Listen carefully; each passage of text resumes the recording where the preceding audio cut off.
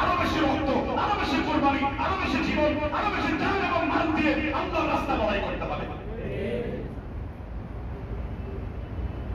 তাহলে বুঝতে হবে ভাই সব আমাদের আসলে পরিপূর্ণ ঈমান দরকার। আমাদের ঈমানের সংখ্যায় আমরা রয়েছি।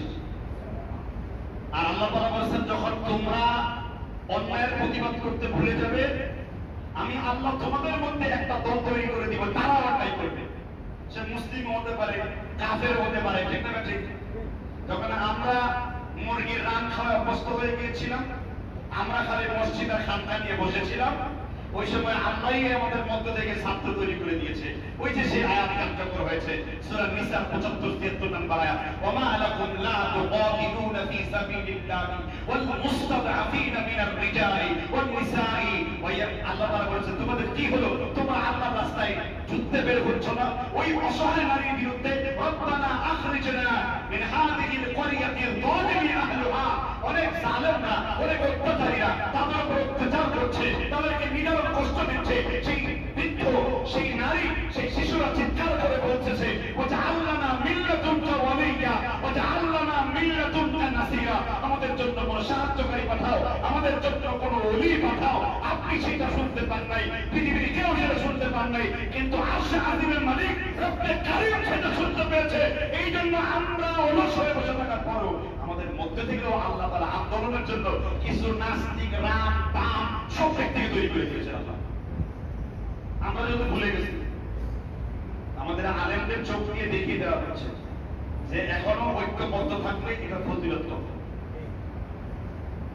আমরা যদি মানহাজ এবং মাসআলার মতো দ্বন্দ্বগুলো নিজেরা ঘরে মিটিয়ে নিই, আন্তর্জাতিক এবং ইসলামের মৌলিক ইস্যুগুলোতে যদি আমরা সমস্ত মতের আলেমরা যদি ঐক্যবদ্ধ থাকি, তাহলে কোনোদিন নাস্তিক, মুরতাদ, ইসলাম বিদ্বেষীরা আমাদের উপর ছুরি করাতে পারবে না।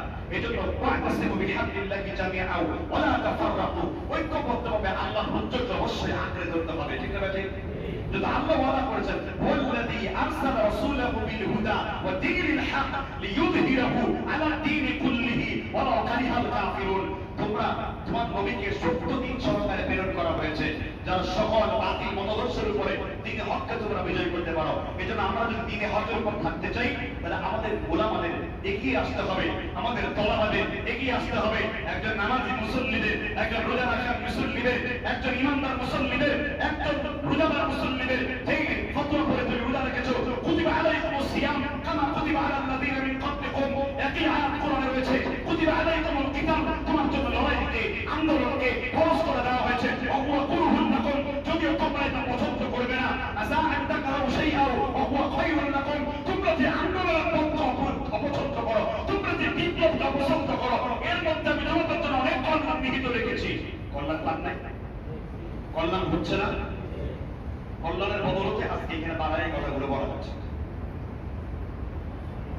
তার মানে সবসময় মনে রাখবেন, নিজেদের, আমি এই কথা বলি নাই, এখন এই কথা শুনে বিরাট বড় একটা তরবার নিয়ে দৌড়ে রাস্তায় বের হবেন আর তারে বলবেন তার শেষ করবেন, মেসেজ কিন্তু এটা না।